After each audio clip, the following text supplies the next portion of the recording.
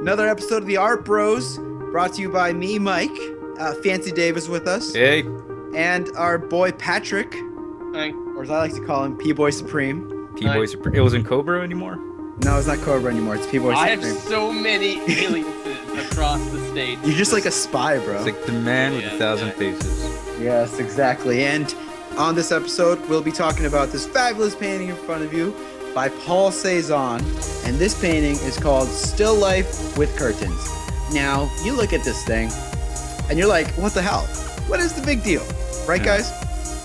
This thing is just a still life. How many times have we seen still lifes in the world of art? Especially, so many still lifes. Especially if you're like an artist, an art major, or anything like that. You've seen your fair share of still lifes. But what if I told you, Fancy Dave and Patrick, what? that this still life is the reason why we have a lot of the art that we have nowadays? This one right here. I'm not kidding. I am not kidding. This is a post-impressionist piece, right? Mike, you shut up, man. That's not true, man. Okay, so let me explain what I meant a little bit. Yeah, so this is... How dare you? How dare you say that? Let me explain myself. Let me explain myself. Okay. You can defend yourself. Yeah, I will defend myself. Shut up. I know that's a really strong thing to say, but I'll tell you why.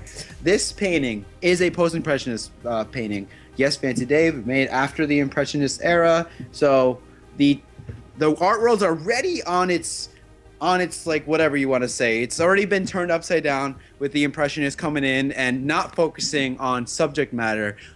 What they're focusing on is the technique and most of all how light affects an object. Mm-hmm. Now you got this guy, Paul Cézanne, comes out of nowhere and goes, "Hey, I'm gonna start focusing on the shapes of things, or geometry of it. The geometry of it. I'm gonna bring these still lifes back to the basics. It's not about getting it super realistic. It's about breaking it down for what they are: shapes, forms, volumes, color." So that's why... Yeah, it's another step up of just being an impression of it, you know? Exactly, yeah. Or a step back. I guess you could say a step back, step forward, however you want to look at it.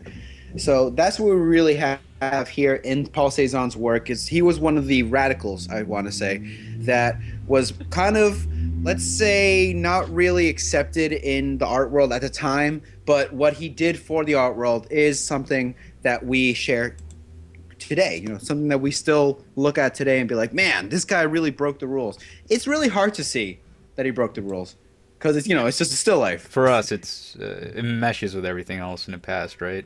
Mm-hmm. Exactly.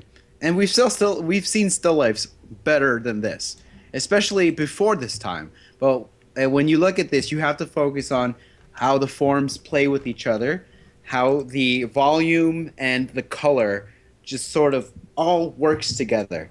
And if you're looking at this and you say it kind of looks familiar, and if you're a Zelda fan, well, I will say that Skyward Sword, that palette that they use, at least in the Sky world, the palette that they used was very Cézanne. They drew inspiration from Cézanne's work. Mm-hmm. So that's my trivia, guys. Mm-hmm. Yeah, so Fun fact. What do you guys got to add? Let's see. Well, I mean, so the thing that I like about Cézanne mostly, I mean, kind of like the effect on the art world is really cool, but I really enjoy when I see, I've talked about it in previous art bros and all that, but Cézanne's just like the type of painter who just knows how to paint. Like, he knows how to like conform what he's seeing into like what he wants, because a lot of his paintings, they're like rough. They look so like rough, like a the sketch. Still life, yeah. Yeah. I mean, it doesn't look like one of those like hyper realistic still lifes that you're used to seeing. But this is it's like rough, but it's so solid, and you can tell it's just like it's all on purpose. It's like it's so cool because it's all on purpose. It looks so unintentional that it's got to look. It's so intentional. I know. That's what's so awesome. It's like great, man. Yeah. Fancy? Oh, well, I like the step towards abstraction. I mean, everything's more flat in a way. It's more about it's more about there being planes of color rather than a volume to it. So that's what I seem to enjoy most from some of his still lifes.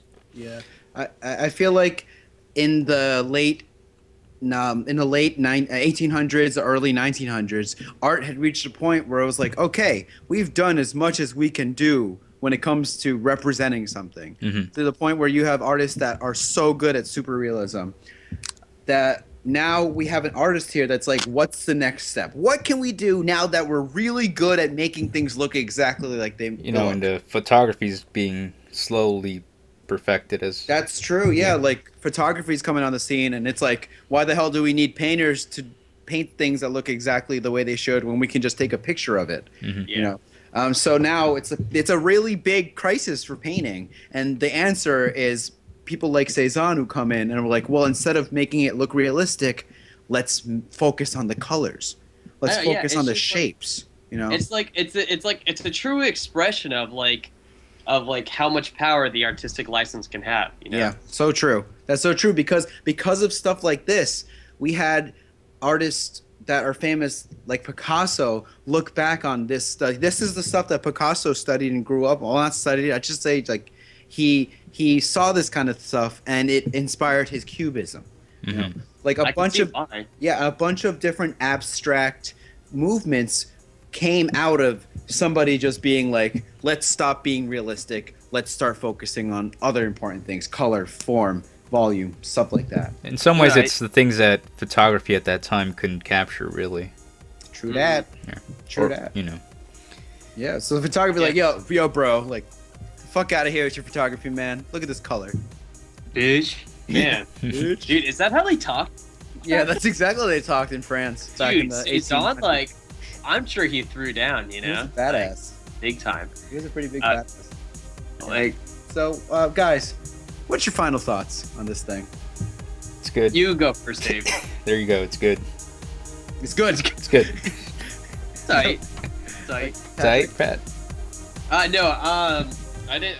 I mean, it's just like I kind of feel about the same way before, but like the more I look at it, the more I fall in love with like his use of color. Because looking at the background and like that nice green and all that, I mean, it's this type of stuff that like really expresses the skill of an artist. You know, like an artist is much more than, or a painter is much more someone who can like capture a moment. But it's just like it shows like how a moment can be captured in a unique way.